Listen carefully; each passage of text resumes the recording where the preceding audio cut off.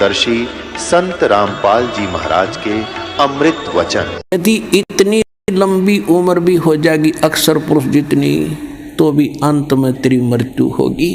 क्यों? क्योंकि तुझे वो संत, वो सतगुरु नहीं मिले जो गीता अध्याय नंबर 4 के श्लोक 32 और 34 में कहा है। और वो तत्वदर्शी संत या तो परमात्मा थे या वो महापुरुष थे जिनको भगवान मिले, लेकिन उस समय ये ज्ञान डिक्लेयर नहीं करना था, सार्वजनिक नहीं करना था। आज ये दास भेजा परमात्मा बना के, ये याद रख लिए।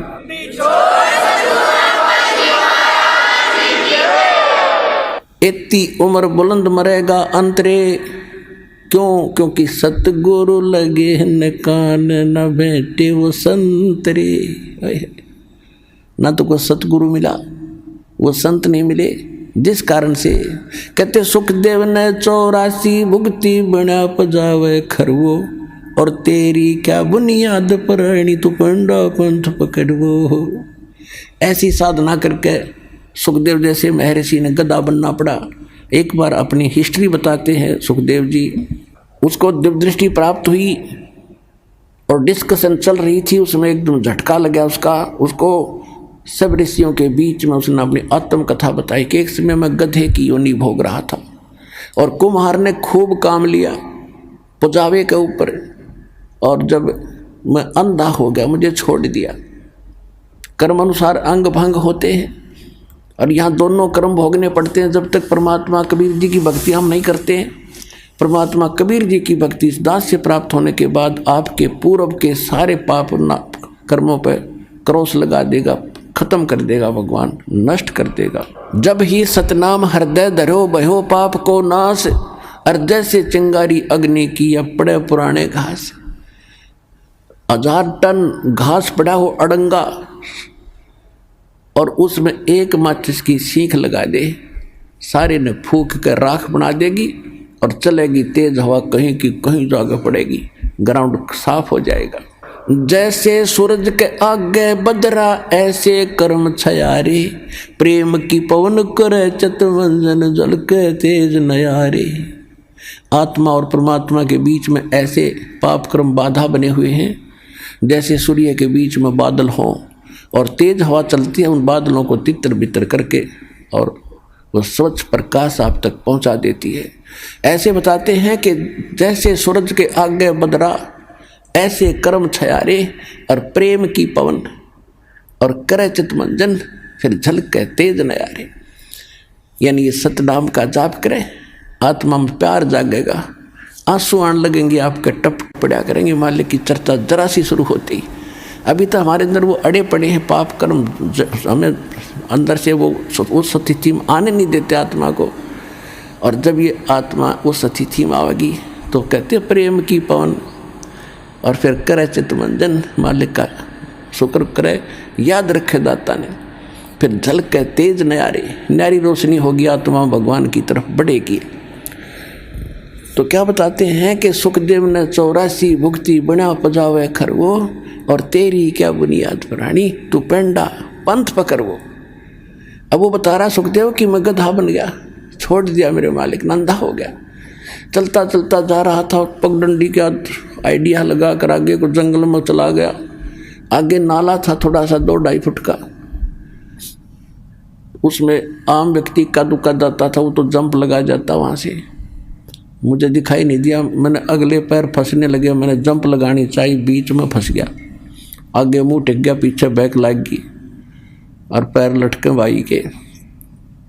कहते 1 हफ्ता 10 दिन तड़फ के भूख से प्यास से मरा, ऐसे ऐसे कष्ट उठाए। अब क्या बताते हैं, सुखदेव ने 84 भुगती 84 लाख योनियों में कष्ट उठाए, और बिना पजावे खर माने गधा वो, और तेरी क्या बुनियाद प्राणी। तो ये छोटे मोटे व्रत करता फिर इन पर घूम रहा है इधर उधर, इनसे कोई लाभ नहीं होगा। ये तो ऐसे महर्षियों की दुर्गति। और तो पेंडा पंथ पकड़, वो पेड़ा वो मार्ग, वो यथार्थ भक्ति मार्ग पकड़ दो। तत्वदर्शी संत बताते हैं उस ज्ञान को ग्रहण कर, उस भक्ति को कर, तब तेरा छुटकारा हो। अब परमात्मा से ज्ञान प्राप्त करके आदरणीय गरीबदास साहिब जी क्या कह रहे हैं, मन तू चल रे सुख के सागर, जो शब्द सिंधु रत्नागर। अब सुख सागर किसे कहते हैं? शंखो लहर मेहर की उपज, कहर नहीं जा कोई, दास गरीब अचल अविनाशी, सुख का सागर सोई। शंखों लहर मेहर की उपजे। जैसे मेरे दास के साथ तो बहुत बार ऐसी घटनाएं हुई है, कभी पहले भी नाम लेने के बाद तो बहुत ज़्यादा होता है। अकेले बैठे हो, चिंतन मालिक का चल रहा हो, ऐसी स्थिति आ जाती है चाहे किसी ने हमें कितनी पीड़ा दे रखी है, कितना दुखी कर रखा है, तो उसके प्रति भी द्वेष नहीं आता। ऐसी सब अपनों सा दिखाई देता है, कोशिश करके भी नहीं होता, और वो होती है थोड़ी सी देर की। उसके बाद 100 कोशिश कर लेते हैं उस तरह से तिथि माने की, नहीं आ पाते हैं। तो वह मेहर की लहर थी, उसके जाने के बाद कहर की लहर शुरू होगी। उसने ऐसे क्यों कर दिया, उसे वो ऐसे क्यों बोला, वो करना है, वो रह गया, वो नुकसान हो गया, उसने वो ऐसे चलेंगे, वो करेंगे, ये कहर की लहर टूटी होगी शुरू।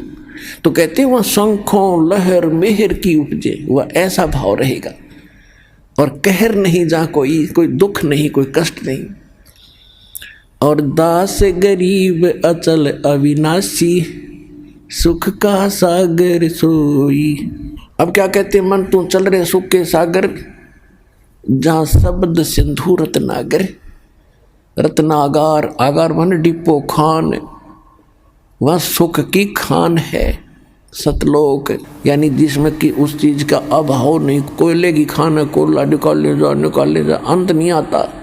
कहते वो आगार है, डिपो है सुख का, सुख सागर। रत्न आगार, आगार माने रत्न यानी सुख रूपी रत्नों का भंडार है वो। फिर क्या बताते हैं? कोटि जन्म तन भर मत हो गए, और कुछ नहीं हाथ लग्या रे। कुकर सुकर खरबा बोरे, कौआ हंस बगारे।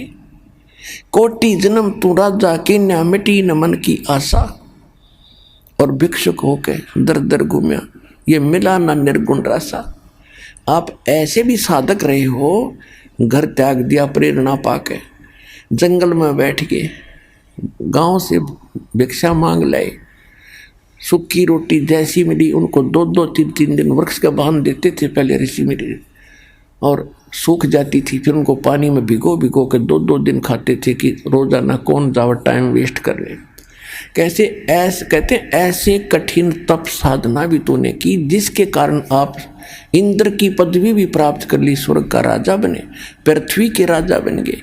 आप ब्रह्मा विष्णु महेश की भी पदवी प्राप्त आपने कर ली, लेकिन आपका यो जन्म मरण नहीं मिटा, यो कष्ट नहीं मिटा इस सत्य साधना के ना मिलने से। कहते इंद्र कुबेर ईश की पदवी, और ब्रह्मा वरुण धर्मराया और विष्णुनाथ के लोक को जाकर तो फिर भी वापस आया। अब देखो, हम तो एक छोटे से क्षेत्र के कोई चेयरमैन बन जा, सरपंच बन जाता है, बस उस समय काख पीटे बिना ज्ञान के, और चेयरमैन बन जाता कहना है कि एमएलए एमपी बन जा, पता नहीं क्या बन गया। तो इस प्रकार परमात्मा कहते हैं तो पूरे स्वर्ग के राजा इंद्र, वो तो स्वर्ग में तो वैसे जीव आम आदमी जाना चाहता रहा कि वहाँ तो गुण है सुख से, एक सिंपल मैन को भी। तो उसकी तुलना में वहाँ के इंद्र को, वहाँ के राजा को, सुरपति देवताओं के राजा को कितना सुख होगा, उसकी थोड़ी सी झलक बताते हैं कि आप यहाँ कितनी कितनी कठिन साधना करके फिर भी भटक रहे हो, कुछ भी हाथ नहीं लगा। क्या बताते हैं कि आगे गए ना वापस आए, और रहते भी सब जा, और बिन साहिब की बंदगी कहीं ठोर ठिकाना ना। अब जैसे मनुष्य जीवन में है हम, या मृत्यु होगी, कर्मानुसार हम हो सकता है स्वर्ग में भी चले जाएं, कुछ पुण्य हो गए तो पुण्य में भी, वहाँ स्वर्ग में मृत्यु होगी, चलो पुण्य खत्म हुए, नरक में। अब नरक का समय भी निर्धारित होता है, वो पूरा होता है, चलो गधा बनो, गधे का भी निर्धारित है, मरो फिर चलो कुत्ता बनो, और फिर कभी मनुष्य बनो तो मनुष्य बनो, और फिर मरो फिर चलो, या चलो चलो मिटेगी। अब इस दास से दीक्षा लेकर।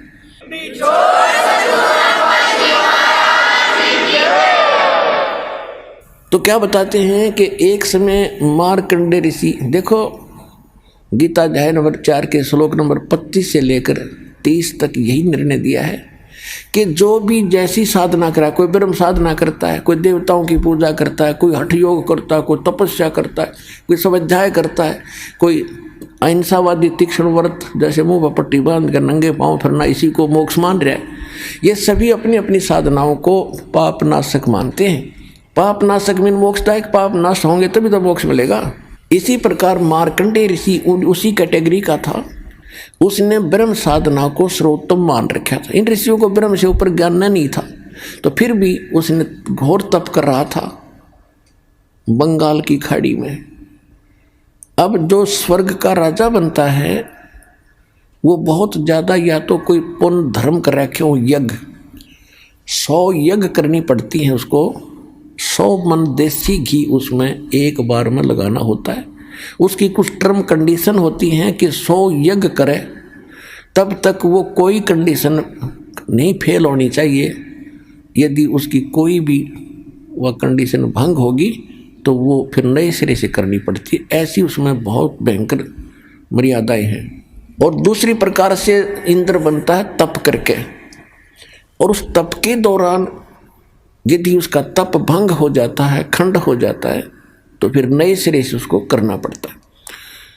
और जो इंद्र की पदवी पर इंद्र बैठा है, स्वर्ग का राजा, उसको एक इंस्ट्रक्शन और होती है कि यदि तेरे शासन काल में यदि कोई अन्य प्राणी ने पृथ्वी पर इंद्र की पदवी प्राप्त करने योग्य तप कर ले, या राजनीति है वहां तक चलती है, तो तुझे पद से हटा के बीच में हटा देंगे और उसको वो पद दिया जाएगा। ये तेरी जिम्मेवारी है कि उसको तप नहीं होने देना। ये उसकी मजबूरी बन गई।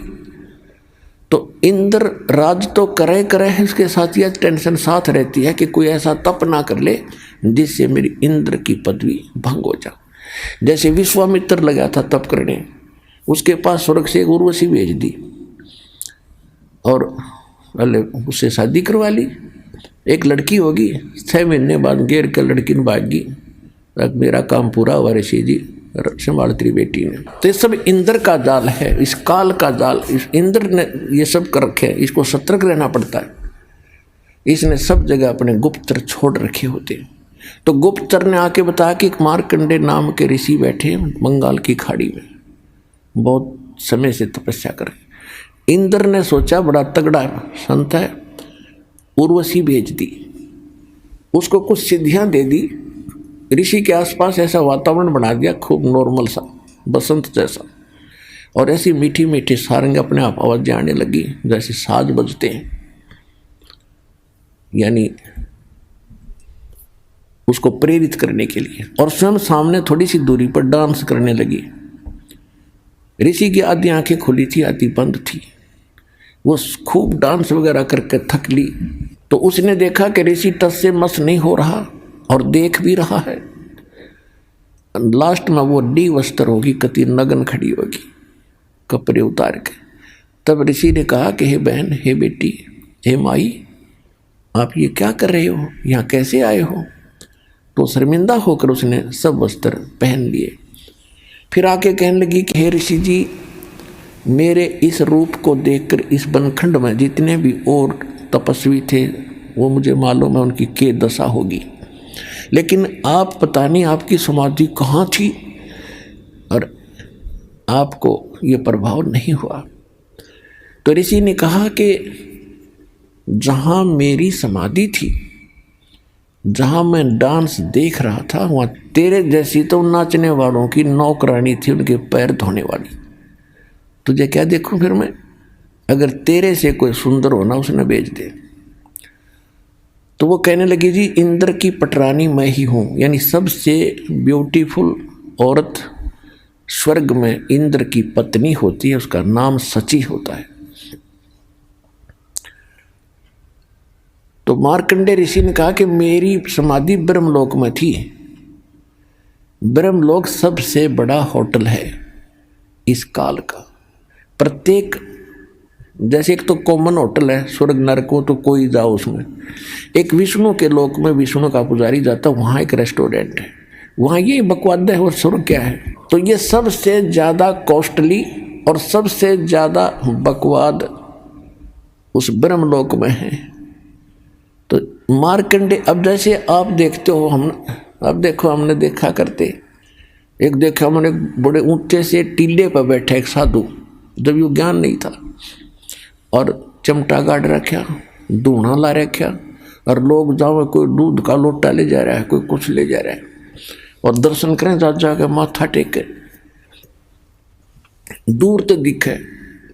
अब उसके बारे में इस सूक्ष्म वेद में बताया है गरीबदास साहिब जी ने कि डिम्ब करें, डिम्ब माने पाखंड ढोंग करें, और डूंगर चढ़ें, डूंगर माने ऊंचे स्थान पर बैठेंगे ये, ताकि दूर तो सब न दिखूं मैं कुछ कर रहा हूं, और अंतर झीनी झूल जग जाने ये बंदगी करे, ये बों सूल बबूल, ये तो खोटे खोदे थे, इनको ज्ञान ही नहीं था। तप करें, तप से अगले जन्म में राजा बने, राजा ने खोटे कर्म करे, अगले जन्म में नरक। तपेश्वरी सो राजेश्वरी, राजेश्वरी सो नरकेश्वरी, तप से राज राज मद मानव, सूक्ष्म वेद में लिखा है। और जन्म तीसरे फिर शुक्र स्वान। तो मार्कंडेय ऋषि तप कर रहा था, तो ये ब्रह्मलोक में इसकी समाधि चली। अब देखो आप कहीं बैठे हो, कहीं पर भी बैठे हो, 10-20 मिनट में मन ऐसी प्रेरणा करेगा, चलो वहाँ चलते हैं, वहाँ बैठते हैं, बैठने की चेष्टा करोगे तो भी ना बैठने दे। और आप चले जाते तो सिनेमा देखने जाते थे पहले, अब तो नहीं जाएंगे हम।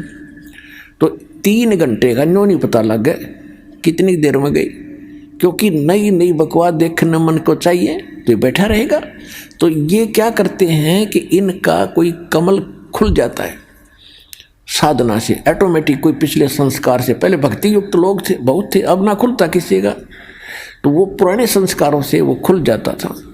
तो उसमें वो क्या देखते हैं, जैसे टेलीविज़न ऑन हो गया आपका, कोई चैनल चाल पड़ा, तो उसमें वो कार्यक्रम रिले तो कहीं और से हो रहा, देख रहे हो टेलीविज़न में।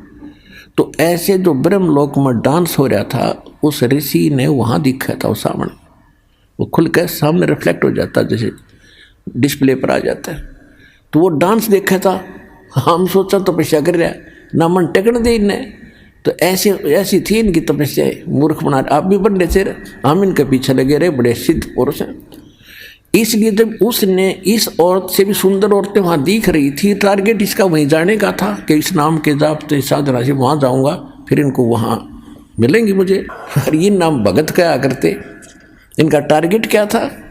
तो ये भगवान की रोशनी से आपको दाना दाना समझ में आओगा इसका, पूरे अध्यात्म मार्ग का, सब कर्मों का, सब अध्यात्म ज्ञान का। अब मार्कंडेय ऋषि कहने लगा तेरे से कोई सुंदर हो उसको भेज। तो कहने लगी मैं इंद्र की पटरानी मैं ही हूँ। तो उसने कहा कि जब इंद्र मरेगा, ऋषि ने कहा, उसको पता था कि इंद्र की आयु कितनी है, 72 चतुर्युग, 72 चतुर्युग। इंद्र यानी ब्रह्मा के एक दिन में 14 इंद्रों की मृत्यु हो जाती है। ब्रह्मा जी के 1008 वर्ष की पूरा एक दिन होता है, वैसे लमसम इसको 1000 वर्ष मान लेते हैं। जैसे 365 से 1/4 दिन का अपना वर्ष होता है, इसको हम 365 का मान ले हैं। तो इस प्रकार 72 चतुर्युग तक वो इंद्र का राजा रहेगा, स्वर्ग का राजा इंद्र बना रहेगा। और मार्कंडेय ऋषि को पता था कि इसकी मृत्यु होगी, इतना इनको ज्ञान था। तो इसने कहा, उस औरत से कहा, उस उर्वशी से कहा ऋषि ने कि इंद्र मरेगा तो क्या करेगी, तो भी तो मरेगी, तो भी मरेगी। कहने लगी मैं 14 इंद्रों को वरूंगी। अब हिसाब लाइयो पुण्यात्मा, ये 2.5 घंटे सुबह 2.5 घंटे शाम बैठ के अटपट करके सोचो मोक्ष प्राप्ति कर लेंगे। मंत्र ये है नहीं जो मूल मंत्र दास के पास है। तो कहने का भाव यह है कि इतनी तपस्या, इतने पुण्य किए थे उस पुण्यात्मा ने, जो इंद्र की पटरानी बनी हुई है, उसकी कितनी 1000 चतुर्युग की आयु थी उसकी, 1008 चतुर्युग की। क्योंकि कह रही है कि इंद्र मर जाएगा, मैं न्यों की न्यों रहूँगी, नेक्स्ट इंद्र वहाँ आएगा तपस्या करके, वो मेरा पति होगा। यानी मैं तो स्वर्ग की रानी पटरानी बनी रहूंगी इतने समय तक, इंद्र मरते रहेंगे। तो मार्कंडेय ऋषि ने कहा कि वो 14 इंद्र भी मरेंगे, और फिर तू क्या करेगी कि जितने इंद्र मैं वरूंगी वह तो गधे बनेंगे मृतलोक में, और फिर बाद में मैं गधी बनूंगी। तो मार्कंडेय ऋषि बोला फिर मुझे वहाँ क्यों ले जा रही थी कि मैं अपनी इज्जत रखने के लिए, यदि मैं हार कर जाऊंगी तो मैंने दुआगन करेंगे, मुझे दंड देंगे, मजाक करेंगे, मेरी बेइज्जती